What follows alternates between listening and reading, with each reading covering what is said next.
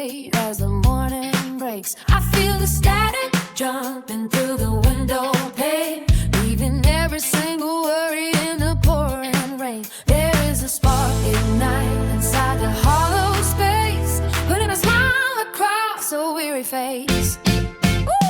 Feet are tapping out a beat on the kitchen top.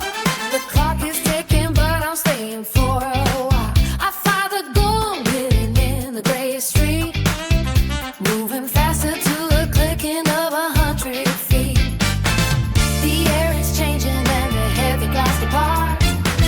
I hear the knocking of a newly steady heart. This is the surge of the golden light, setting the world into a sudden flight.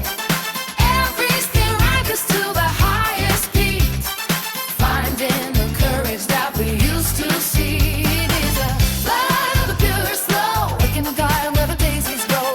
We are the movement in the open air, taking the magic from the everywhere. This is the surge of the golden light, setting the world into a sudden flight. Everything rises to the highest peak, finding the courage that we used to see. It is a flight of the purest flow, waking the garden where the daisies grow. We are the movement in the open air, taking the magic from the everywhere. Upward climbing where the giants stand, feeling the pulse of a living land. No more looking at the dusty ground, listen to the clarity we finally found. The power is a river, running wide and deep, waking the dreams that were fast asleep. Open the door and let the color rush in. This is where the better chapters all begin. I see the people waving from the other side. No more secrets and there is nowhere left to hide. The sky is pulling us to reach a little higher, burning with the passion of a holy fire. The rhythm is lighted through the silver clouds, standing tall above the heavy mortal crowds. Each vibration is a message sent to stay.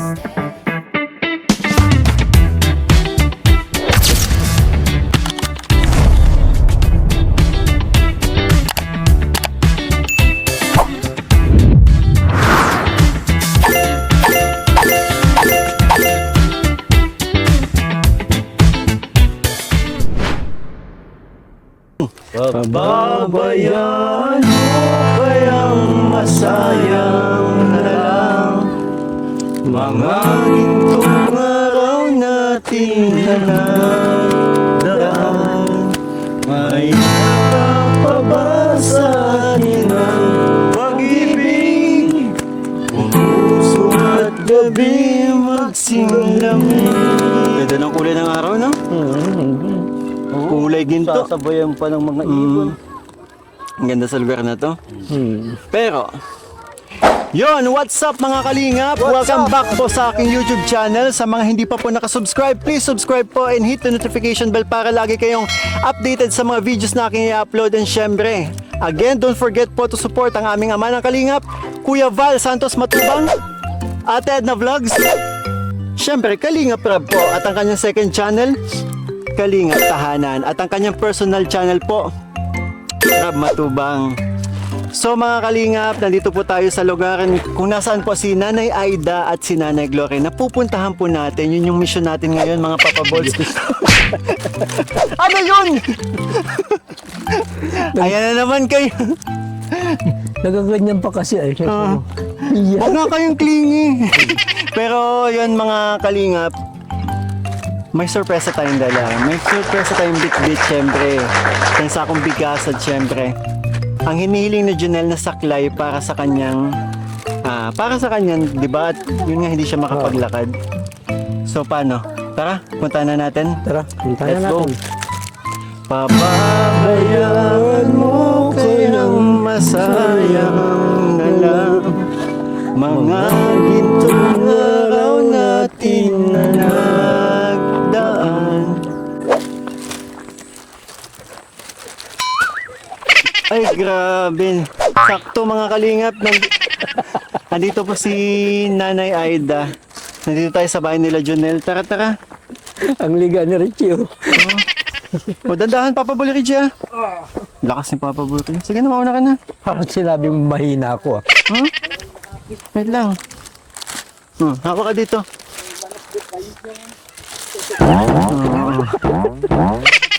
Magandang hapon, po. mga kalingap. Isang magandang hapon muna dyan. Intermission number 5. Hawak mo. Nice. Ay, tayo. Ano tayo? At meron tayong ano ngayon, masayang hapon. What? Sabi ng bata. What? So yun mga kalingap, saktong-sakto, nabutan natin dito si Nanay Aida sa kanyang anak at manugang sa bahay ng dito. Di ba na dito ka din po tumutuloy minsan? Ayan. So, Junel, dala na namin ang pinangako namin sa iyo. Ang saklay na kailangan mo para syempre makapag si Junel, makapaglakad. Ma-exercise may exercise mo lang. Yan yung matisting na niya yung paa niya. Binti. So paano mga papabul, buksan na natin. Sige. Oo. Yan ang naipangako. Sige Junel, maluwag pa ba yung ano? Dyan. So Junel, sige subukan na natin. Ingat ka lang ha. Alalayan na lang muna. Oo, alalayan. alalayan ka na lang namin. Sige, sige. Go, go.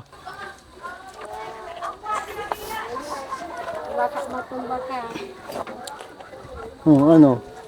Ano Junel, kaya ba? Sa pagkaramdam mo? Mataas, mababa. Hindi pa kaya. Hindi pa kaya? Pero, Nagagalaw-galaw muna ba siya? Hindi pa masyado. Hindi mo pa siya nagagalaw-galaw? Kunti pa lang. Pero, ano? Idiin mo na.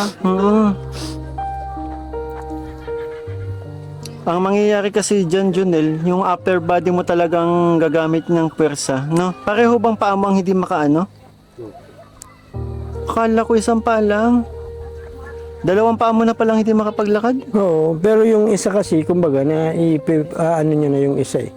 May aapak-apak niya eh. Ito yun, no? Ito yung kaliwa, no? Naiapak mo na to.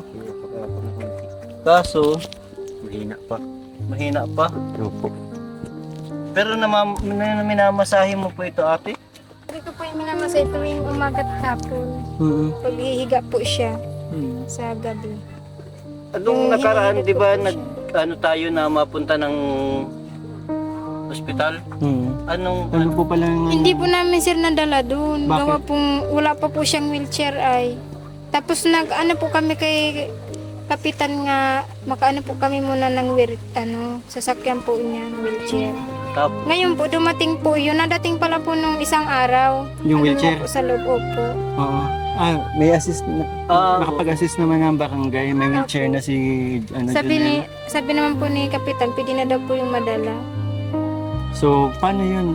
Sa kabilang barangay paano yung punta ng doktor? Alam nyo ba kung kailan pupunta? Hindi po namin alam sir, gawa pong tag-isa lang po yung napunta dito. Hindi nyo ba nadala si Junel nung kahit walang wheelchair? Kasi di ba nabubuhat naman? Wala po yung mga kapatid ko sir na magbubuhat ay nagkaalisa na po sila. problema nga. Paano yun? So, kailan ninyo po planong dalahin sa ospital? Sana po makano po sana kaming pera. Gawa ng pag po kasi, pumunta po dito yung kapatid kong babae nga nasa Panganiban. Sabi niya, ano ba ng asawa mo? Sabi ko, ate, gusto ko po sanang madala sa ospital, sa DAIT. Napacheck upan ko po sana, sabi niya. Anong check up niya? Sabi ko yung ultrasound po niya, tsaka may laboratory pa po siya. Sabi niya may bayad daw po yun. Pero magkano lang naman po yun? Ultrasound saka ng Sabi po ni ate, ay 1,000 plus yata po. Opo. Sabi ni ate. Kasi nakaano na daw po siya nun. Kaya sabi niya, yung binigay sa inyong pera, kulang pa yun. Sabi niya. Siyempre, pag dating po namin doon, pagkain-kain naman po niya. Siyempre, yun pong nakaraang inabot ko po sa inyo, nagastos nyo na din po, di ba? Opo. Na dapat pang So, yung doktor na hinihintay nyo po, dumaan na sa barangay na pupuntahan. Pero kailangan din kasi ng laboratory ni Kaya ni Jonel. maano talaga tayo na magpuntang ospital. Kasi hindi kaya ng service natin dito eh. Lubak-lubak. Kaya kung bangka naman, ang mangyayari, maglilipat-lipat si Jonel kung bangka. Nakakailang sakay siya, may hirapan. Sabi ng barangay, pwedeng gamitin yung rescue Hindi vehicle. ko po nga po nakakausap Yun yung tinutukoy ko. Na kasi service yan ng barangay. So pwede kayong may assist para madala si Sa ospital. pang yan eh. Para yan sa inyo. Yan service na yan, libre yan. Ang kailangan lang talaga ninyo, kayo yung lalapit. Kasi marami na din ako mga beneficiaries na humingi ng tulong sa mga barangay nila. At available na yun yung pinakita natin kanina yung sasakyan, yung L3. L300. Libre yung service na yan, kaya kayo lang talaga yung lalapit. Oo. Kasi tingnan nyo, every time na pumupunta tayo dito, hindi naman nagagamit, di ba? Oo, naka-stack lang dyan. Kaya, Christina, kayo talaga yung lalapit para yun. Ang kailangan lang natin dito, budget Para sa pampa... check up mo. Wala na kayong problema basta may budget. Sabi. Kailangan si Jonel mapatingnan na kasi tingnan nyo, liliit pa ng mga anak ninyo. Puro ilan taon ba pinakabunso? Isang taon pa lang po. Yung panganay? Yung panganay ko po nasa Samar. 7 na po. 7 years old. Di ba't hindi nyo kasama dito? Kasama po namin yung sa Quezon nung magpunta po kami doon. Tapos ba't nung dito? pag-uwi naman po nung hindi naman po alam nga makakapunta po kami dito. So naiwan. Opo, kasi yung mama ko po kasi wala po kasi akong contact nun sa kanila. Tapos nagkataon naman po nung makapunta po kami dyan sa Quezon, napunta ko po yung kapatid ko si Ate Alma. Nasa Panganiban po. Ano bang pinakadahilan bakit kayo napunta sa lugar ni Nanay Aida? Nung makontak ko po yung kapatid ko, sabi gusto daw po akong pauwi ng mama ko. Ito na nga po. Tapos sabi ko naman, ate, hindi po ako makakawigaan po, mahirap po yung budget. At saka sabi ko po yung asawa ko may sakit po, hindi po nakakatrabaho. Pero sir, pag-aralan mo pa nila. Di ba namamasahe ka naman Namamasahe. Pag pakiramdam mong parang kaya mo, pag-aralan mo pa rin gamitin yung saklay. Tapos mapainit ka lang pag umaga dyan sa labas. Kasi pag wheelchair, nakaupo ka lang din yan. At least pag saklayin, kahit pa paano na-exercise yung katawan mo. Ano yung pwersa mo. Natutulungan yung sarili mo. So, paano, Christina, pag nagkaroon ba ng budget, dadalhin nyo na ba agad si Jonel sa So, pwede mo bang sabihin magkano ang kailangan na budget para sa lahat ng laboratory check-up? Kasi ang x-ray, magkano lang naman? Parang nasa 750. Alam ko lang saan. Tapos halos sabihin na bigay na yung ultrasound, nasa 1,000 plus. 1,000 plus yun. Oo. Sabihin na natin 3,000 kasi lahat ng laboratory, tas pangkain nila. Siguro kasya na sa kanilang 5,000. 5,000, kasya na, madadala mo na ng ospital, mapapalaboratory na.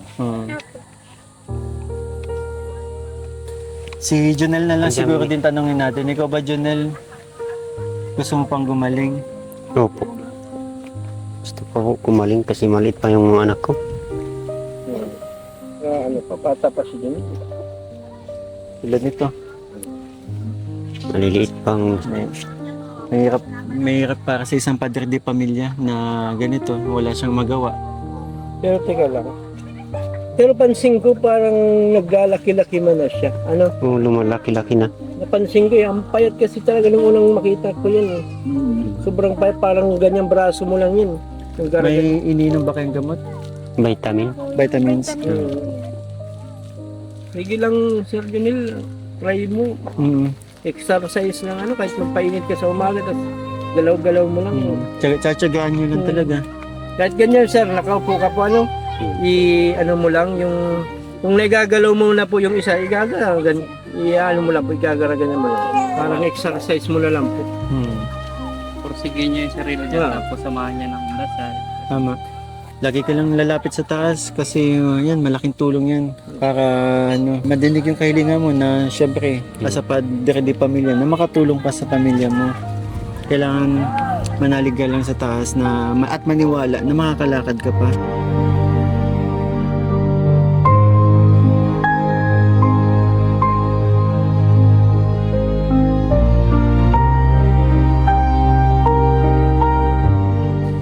Grabe. Sa ate ha, lagi mong hihilot-hilutin. No?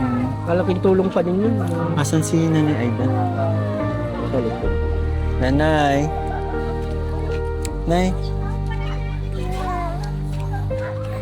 Nay, ano pong nararamdaman nyo?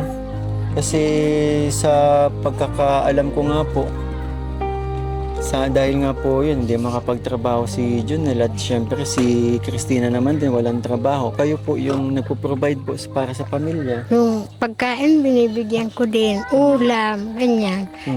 Kakawawa mabaga o. Yung mga bata, liliit pa. Kaya ang ano ko, bibigyan ko silang bigas, pang-ulam, ganun. Ay, ganun.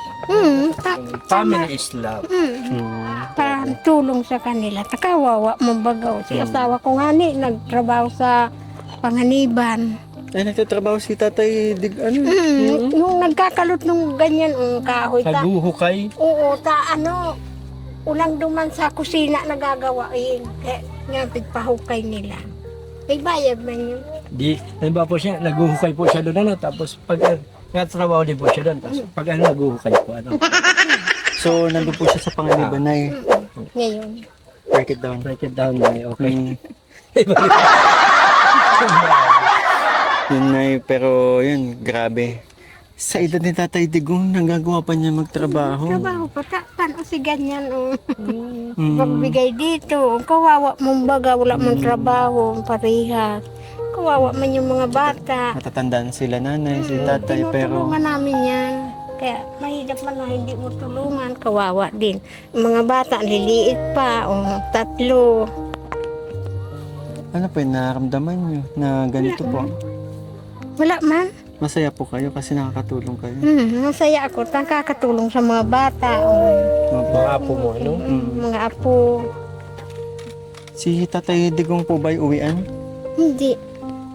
Awan ko kung kailan yung mauwi. Matagal po bago umuwi. Nasa ulo lang ako doon. Mag-isa lang kayo. Pero di ba na natutulog ka din dito Ay, minsan? hindi. Doon ako Doon talaga sa tindahan lang. Sa folding bed na dinala ko. Oo. Doon ako natulog. Sulo. May itak naman. Tagain mo. Itakin mo na. Pag nag-urag-urag sila dyan, ay itakin. Ito may itak. Sige na yan, apat na din po kami. Ano? Itakin pala ni Nana. Ngayon, marami na ngayon na itong nagsasakat sa bahay. Walang kasama. Tama po. Ay kaya, ako nakahanda kahit matanda na. May itak. Tagain mo yan. Para yan. Kaya, ako din, takot yan. Wait lang. Kanina ko pa po napapansin. Sino pong kausap niyo dyan? Wala man. Tingin nga, kung may kamera. Hindi na kasi bawat salita mo, doon mo tinuturo eh. Oh, ayun na, oh. Doon, Wala po ba kaming may nakikita po ba kayong hindi namin nakikita? aram mo yung ilaw. Wala pang Nay. Huwag mo na po ituloy. Pero Nay, wala kang kausap dyan. Okay po. Ganun lang talaga si nanay pala magsalita. Yung parang May- may motion pa siya na basta. Pero kasi dun eh. Oo. Oo, pero Nay, kumustahin ko lang po ang Ilaw. Ilaw na lang na kusa dyan sa loob ah. Nay, kumusta po ang tindahan ninyo dun? Ay, ayos din, sir. Ayos man yun. Kaya lang, hindi man ako mabukas. Wala man eskwela. Walang Sabado kasi Wala man eskwela. Ang maganda kasi po, yung tindahan nila Nanay Aida ay tapat ng school. Kaya marami talagang bumibili. Tuloy-tuloy ang ano, di ba? Tuloy-tuloy ang Mga parokyano. pag may pasok yan. Talaga naman yan. Ngayon, mahina. Wala mga pira yung bata. Oh. Nay, kumusta po yung buhay po ninyo ngayon? Lalo na mag-isa lang po kayo. Ay, maganda ang buhay ko ngayon. Bakit parang sinabi niyo maganda porque wala si tatay? Oo, maganda. At walang problema. Sulo. Walang ano yan, kikiblit. Wala ba kalabit? Oo. Oh? Ay, tranquilo. Labit pa si tatay. Ay, siyempre. Saka, nahihilo na sa iyo yung cameraman. Dito ko na naman nagaganyan. Dito. Sino na naman dito ang kausap mo? Kaya, maigi ang sulo. Walang makalapit pag umaga na. Oh. Alam mo yun, may asawa ka na yata. Opo. Saka, talaga kinakabahan ako na ito. Dito ko na naman nagaganyan. Kahit ako na kahit ako po, pag natutulog na ako minsan, hanggang ganyan din po yung Maski asawa kami ko. matanda na, ay nakakaisipan man yung asawa ko. O, nakalabit ng baga. Kalabit lang naman. Nakalabit. Kahit yung asawa ko, siya din. Ay, wow. Oo, na ganyan yun. Yung babae na pala nakalabit. Iya. Nakalabit ulit. Oh. Kunyari, ganyan. Ang ginagawa mo pag kinakalabit ka? Wow, wala, ganyan ako na Oh, dito sa kabila. Tapos pag nalipat ako, nakalabit na. Tapos tapos nasabi siya, bumangon ka na, wala pa tayong bigas. Oo, ganun pala yun. Yung pala yung kalabit. Ganun pala ang sasabihin. Ganun pala pag nakakalabit. Pambira ka papabulihan. Kala ko kung anong tinutukoy mong kalabit eh. Kaya madalas yun, kakalabit. Kasi wala kaming bigas pa, wala pang ulam. Siyempre nga, sabi hindi wala tayong ulam. Nagugutom si Tatay Digong. Nagugutom kaya kinakalabit ka. Yun naman pala. Kaya nga na itong buho ko, nahila po yan, naangat-angat yan. Nasabunutan nga ako minsan ng asawa ko. Pero Nay Aida, yun nga. Siyempre, malungkot pa rin yun. Malungkot pa rin. Ay, hindi talaga. Masaya ka ba rin? Masaya ako. Oo. Pero mahal mo si Tatay. Ay, oo, mahal ko yun. Pero, masaya ka na wala. Masaya din. Pero, mahal mo si Tatay. Ay, mahal ko din yun.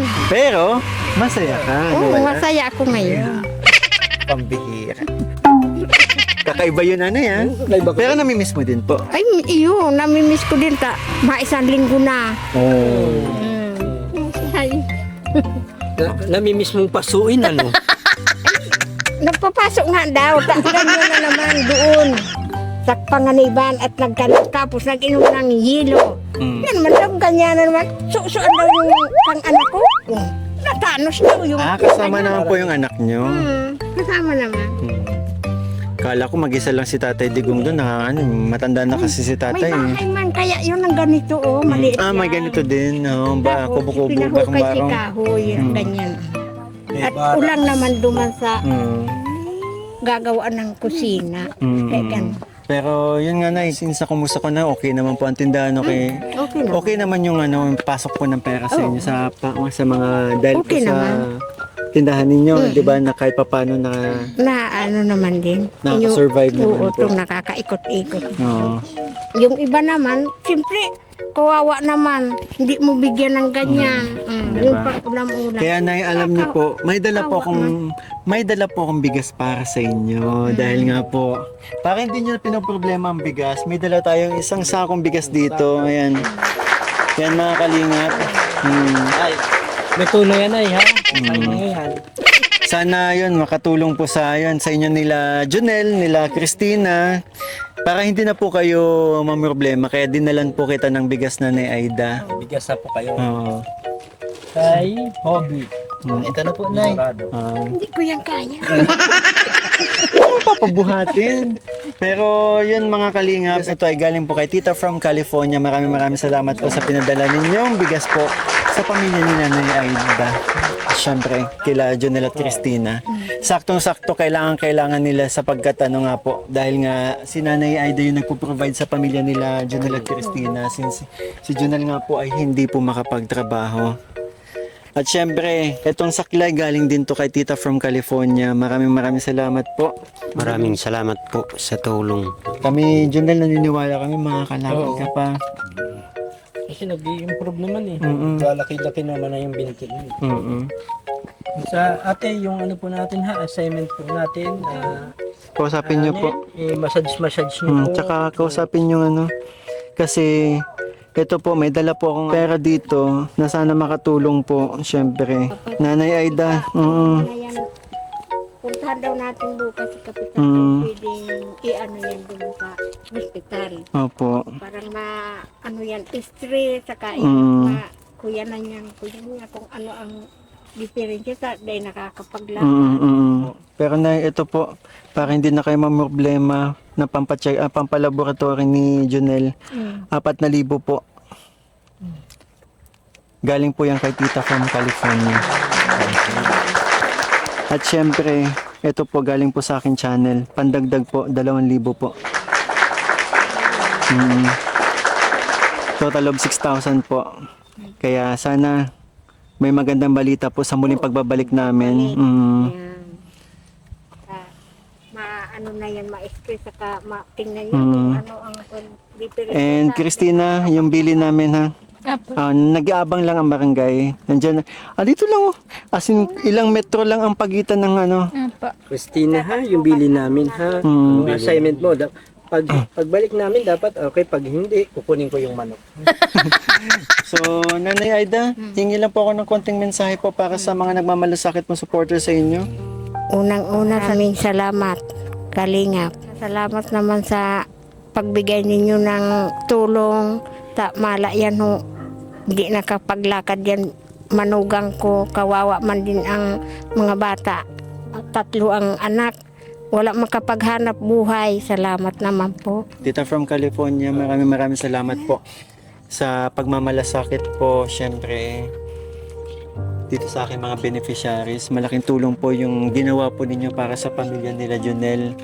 And syempre sa mga tumutulong po sa aking pag-charity sa pamamagitan ng pagmamarathon po sa aking mga vlogs. At syempre sa mga pagpapakulay po ninyo every time na may premiere tayo, malaking bagay po yun upang makatulong tayo sa mga beneficiaries natin. And mga Papa Balls, maraming salamat sa pagsama. Ayun, ginabi na tayo. Kaya siguro magpapaalam na rin po kami. And sana sa pagbabalik namin, meron na po tayong magandang balita para kay Jonel. And mga kalingap, ako po humihingi po sa inyo ng tulong or nananawagan po ako na kung sino pong panood po ng vlog na to, sana pagdasal po natin si Jonel upang mapabilis po ang kanyang paggaling. Malaking tulong po yun para sa kanya sa pamamagitan ng pagdarasal po. Kaya maraming salamat po mga kalingap. Mga Papa Balls, ginabi na tayo. Kaya Nanay, sana kahit papano ay itong mga dala nating blessings ay makatulong po sa inyong pamilya. And ako po, humahanga po ako sa ginagawa ninyo bilang isang nanay. Hindi nyo pinababayaan po ang... Mahigap na po mga anak. Opo, tama po kayo. Saludo ako sa iyo, Nanay, kasi sa edad mong yan, di ba? Kaya, and naiintindihan naman ng lahat. Naiintindihan ng lahat. Dahil nga, hindi ito ginusto ni Jonel eh. Kaya, hangad ko sa iyo, Jonel, ang agarang paggaling mo. Marami pong malaking tulong sa kanya. Mayroon dumadating na tulong, blessing sa nanonood na sumusuporta sa amin. Maraming salamat po. Thank you po pala sa kay Tita of California. Maraming salamat, Tita. Maraming salamat po. So, paano mga Papa Balls? Baka maubusan tayo ng biyahe. Oo. Yes. Kaya yan po, maraming salamat po. Salamat din. One Kalingap, one family sa isang tahanan. Bye-bye po.